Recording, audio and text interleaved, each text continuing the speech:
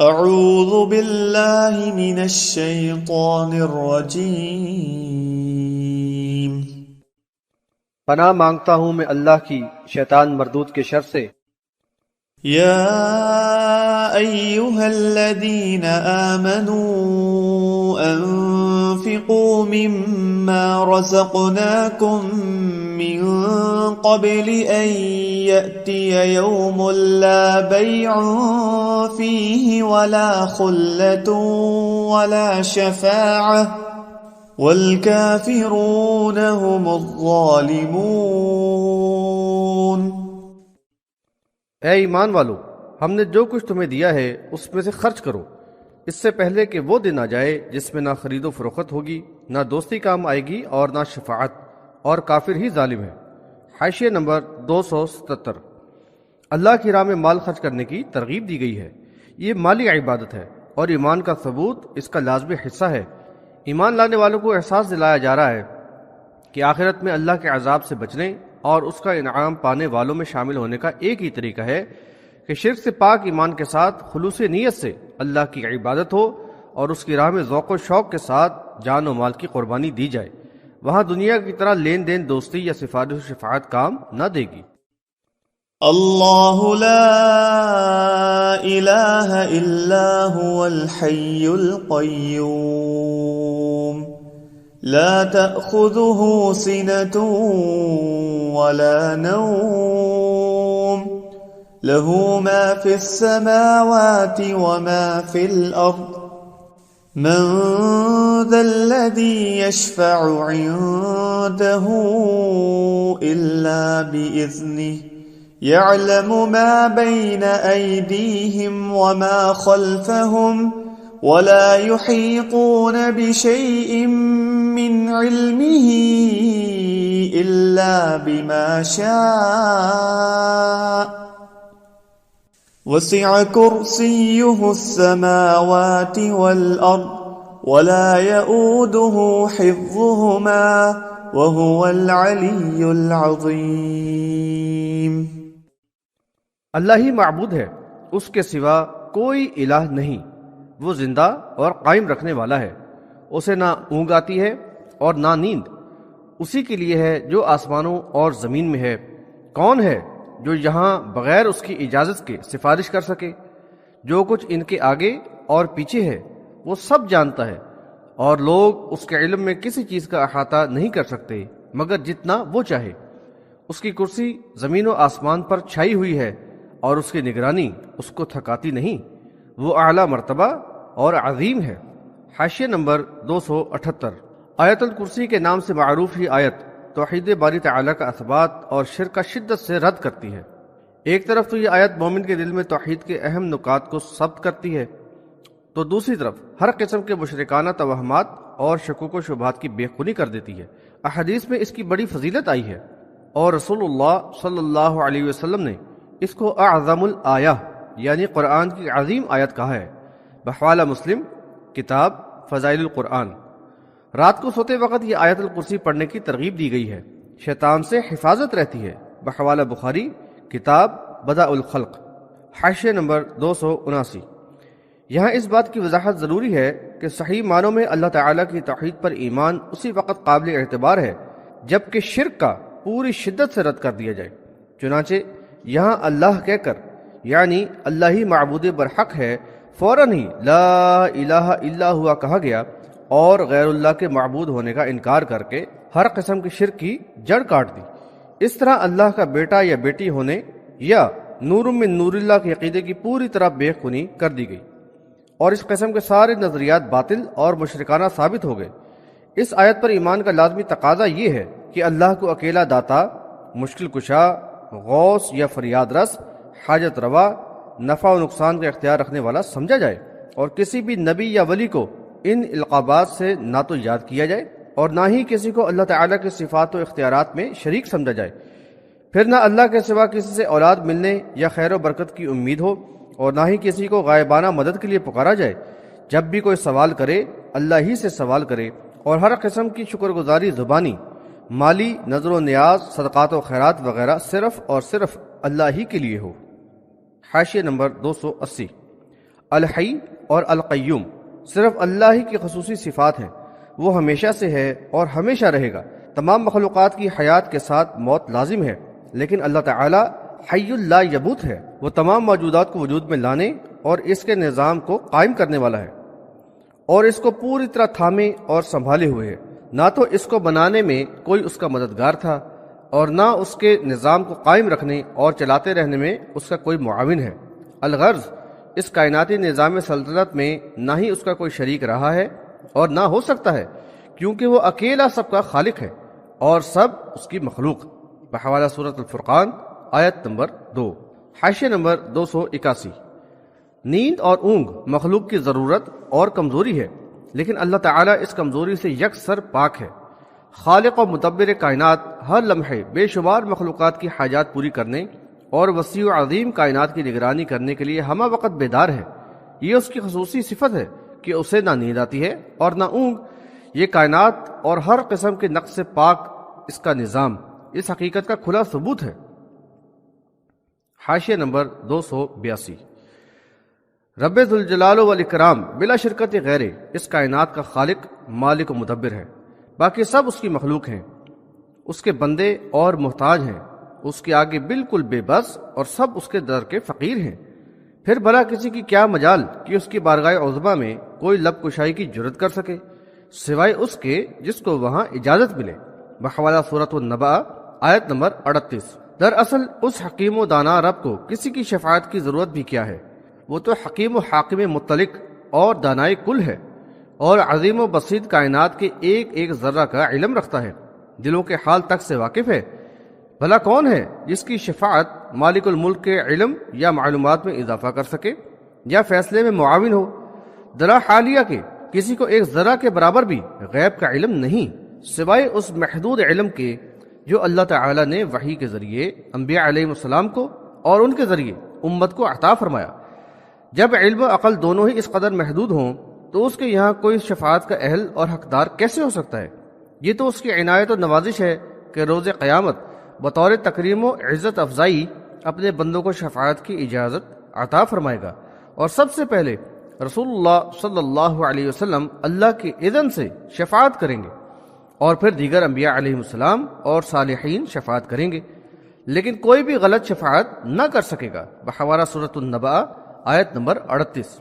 یعنی کسی مشرک یا ایسے کافر و نافرمان کی ہرگز شفاعت نہ ہوگی جس پر اللہ نے جنت کو حرام کر دیا ہے۔ اس طرح شفاعت باذن اللہ کا عقیدہ قرآن و حدیث سے ثابت ہے، اور اس کے برخلاف کسی بھی قسم کی شفاعت کا نظریہ سراسر باطل ہے۔ حاشیہ نمبر 283۔ جیسا کہ اوپر بیان کیا گیا، اس وسیع و عظیم کائنات کا اکیلا مالک اور قادر مطلق اس کا کنٹرول پوری طرح سنبھالے ہوئے ہے۔ اسی کی کرسی آسمانوں اور زمین پر چھائی ہوئی ہے، والفاظ دیگر پوری کائنات مکمل طور سے اس میں سمائی ہوئی ہے۔ اس کا مکمل اقتدار ہے، اسی کا حکم چلتا ہے۔ بحوالہ سورہ یوسف آیت نمبر 40۔ کسی کی کیا مجال کہ اس نظام میں مداخلت کرے یا اس کے فیصلے میں خلل انداز ہو؟ اتنی بڑی کائنات کے دقیق نظام کی ہمہ وقت نگرانی کرتے ہوئے اس کو ذرا بھی تکان نہیں ہوتی، اور نہ ہی اس کو کسی قسم کے آرام کی ضرورت پڑتی ہے۔ وہ ایسی ہر کمزوری سے پاک اور منزہ ہے۔ یہ ہے شان اس عظیم و کبیر رب کی۔ ذالکم اللہ ربکم فاعبدوہ، یہ ہے اللہ تمہارا رب، بس اسی کی عبادت کرو، کسی اور کی نہیں۔ بحوالہ سورہ یونس آیت نمبر 3۔ یہ بات قابل غور ہے کہ ایک طرف تو اللہ کے عرش و کرسی کی عظمت قرآن میں اس انداز سے بیان کی گئی ہے، تو دوسری طرف دیوبندی مسلک کے حامل یہ عقیدہ رکھتے ہیں کہ اللہ کے رسول صلی اللہ علیہ وسلم کی قبر کا وہ حصہ جو ان کے جسم سے مس ہو رہا ہے وہ عرش و کرسی سے بھی افضل ہے۔ بحوالہ عقائد علماء دیوبند صفحہ نمبر 19۔ یہ عقیدہ سراسر باطل اور کفر ہے۔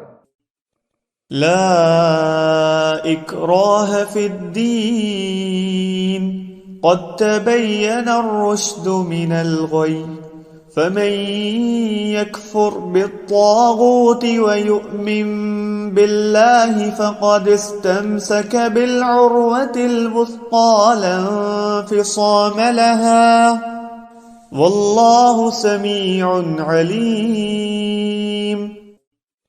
دین میں کوئی زبردستی نہیں، ہدایت گمراہی سے علیحدہ اور خوب واضح ہو گئی۔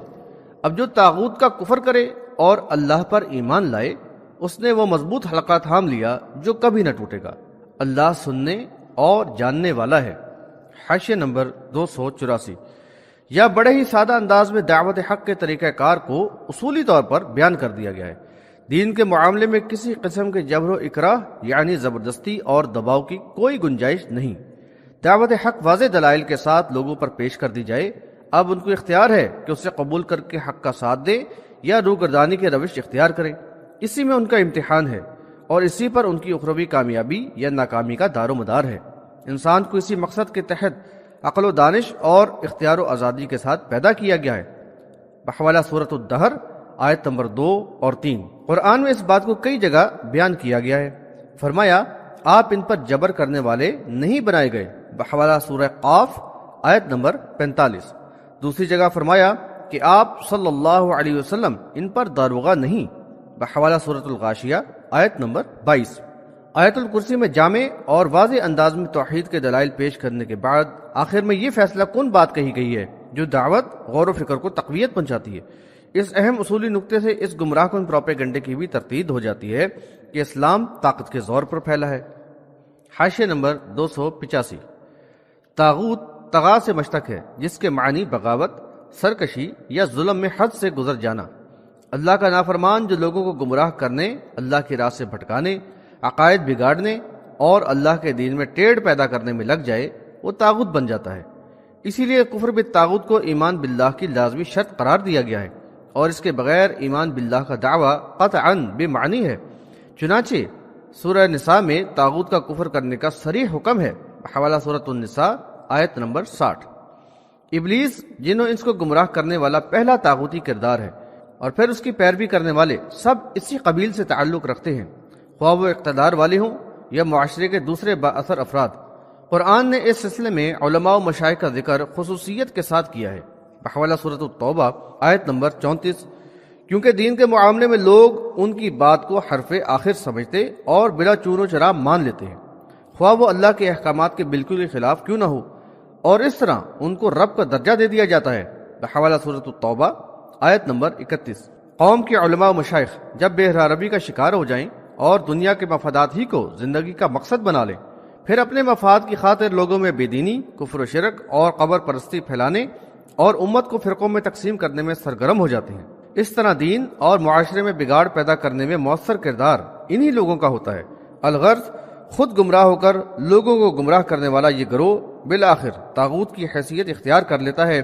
ایمان کی دعوت سے ان کے مفادات پر چوٹ پڑتی ہے اور معاشرے میں یہ بالکل بے حیثیت ثابت ہوتے ہیں، لہذا دعوت حق کی شدید مخالفت انہی کی طرف سے ہوتی ہے، اور یہ لوگوں کو راہ حق کی طرف آنے سے روکتے ہیں، اور ایمان لانے والوں کو بھی شکوک و شبہات کے ذریعے ورغلانے کی بھرپور کوشش کرتے ہیں۔ لہذا تمام انبیاء علیہ السلام الہ واحد کی بندگی کی دعوت کے ساتھ طاغوت سے یکسر اجتناب پر زور دیتے رہے ہیں، بحوالہ سورۃ النحل آیت نمبر 36۔ یہاں بھی ایمان والوں کو ہدایت کی گئی ہے کہ وہ اس طاغوتی گروہ سے برات کا اظہار کر کے قطعاً علیحدگی اختیار کر لیں۔ چنانچہ سورہ زمر میں اس بات کو صراحتاً بیان کیا گیا ہے، جن لوگوں نے طاغوت کی عبادت سے اجتناب کیا اور یکسوئی سے اللہ کی طرف رجوع کیا، انہی لوگوں کے لیے خوشخبری ہے، تو میرے ان بندوں کو بشارت دے دو، بحوالہ سورۃ الزمر آیت نمبر 17۔ یہ بات ذہن نشین کر لی جائے کہ طاغوت سے محبت و وابستگی اور اس کی پیروی دراصل اس کی عبادت ہی ہے، جیسا کہ سورۃ الزمر کی محولہ آیت کے الفاظ ان یعبدوہا سے ثابت ہوتا ہے۔ لہذا طاغوت سے نفرت اور مکمل براءت و اجتناب ایمان میں یکسوئی کے لیے شرط لازم قرار دی گئی ہے۔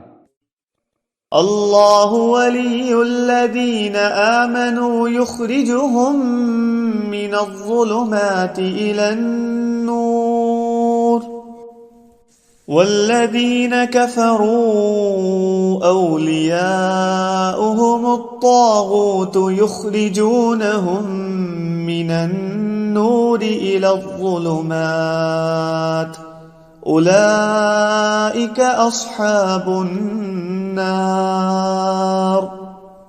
هم فیہا خالدون۔ اللہ ایمان والوں کا کارساز ہے، وہ ان کو تاریکیوں سے روشنی میں نکال لاتا ہے، اور جنہوں نے کفر کیا ان کے دوست طاغوت ہیں جو انہیں روشنی سے نکال کر تاریکیوں میں لے جاتے ہیں، یہ لوگ جہنمی ہیں اور ہمیشہ اسی میں رہیں گے۔ حاشیہ نمبر 286۔ اللہ تعالیٰ ایمان کا ذوق رکھنے اور ایمان لانے والے کا حامی و ناصر ہوتا ہے، قبول حق کے لیے ان کا سینہ کھول دیتا ہے، بحوالہ سورۃ الزمر آیت نمبر 22، اور قلب و ذہن کو نور ہدایت اور ایمان کی محبت سے معمور کر دیتا ہے۔ اس روشنی میں اس کو ایمان کے معاملات اور کتاب اللہ کے حقائق کا شعور اور ادراک ہو جاتا ہے۔ وہ زندگی کے مقصد کو پہچان لیتا ہے اور آخرت کی جواب دہی پر اس کو پورا یقین اور اس کا شدید احساس ہو جاتا ہے۔ پھر ہر قسم کی آزمائش برداشت کرنا اس کے لیے آسان ہو جاتا ہے۔ حق و باطل کی کشمکش اور جاں گسل آزمائش میں اسے مسلسل رب کی طرف سے ہدایت اور تقویت قلب کی غذا کتاب اللہ کی آیات کے ذریعے فراہم ہوتی رہتی ہے۔ دین حق سے محبت اور باطل سے نفرت شدید سے شدید تر ہوتی رہتی ہے، اور رائے حق کی دشواریاں اور قربانیاں سچے اور مخلص مومن کے لیے آسان ہو جاتی ہیں۔ حاشیہ نمبر 287۔ ایمان والوں کا جو تعلق اپنے رب سے ہوتا ہے، طاغوت سے محبت کرنے والوں کا عقیدت اور پیروی کے لحاظ سے ویسا ہی تعلق ان طاغوتی عناصر یعنی مولویوں اور پیروں کے ساتھ ہوتا ہے، جن کی اندھی محبت و عقیدت میں وہ اس انتہا کو پہنچ جاتے ہیں کہ بس انہی کو اپنا ولی، رہنما اور سب کچھ ہی سمجھ لیتے ہیں، اور ان کی ہر جائز و ناجائز بات کو بے چون و چرا مان کر ان کی اندھی پیروی ہی کو دین سمجھتے ہیں۔ یہ طواغیت بے باکانہ ان کا مال بھی لوٹتے ہیں اور پوری طرح گمراہ کر کے کفر و شرک کے اندھیروں میں بھٹکتا چھوڑ دیتے ہیں۔ مردہ پرستی، قبروں اور آستانوں سے والہانہ عقیدت، مزاروں پر عرس و میلے، چادریں چڑھانا، نذرانے پیش کرنا، مزاروں پر جبیں سائی اور پھیرے، اور قرآن و حدیث کے بجائے ملفوظات و حکایات اور صوفیانہ اذکار و اشغال ہی ان کا ذوق دینداری بن جاتا ہے، اور اسی کو دنیاوی خیر و برکت اور اخروی فلاح کا ذریعہ سمجھ لیتے ہیں۔ ان بد نصیبوں کا دائمی ٹھکانہ جہنم ہی ہے۔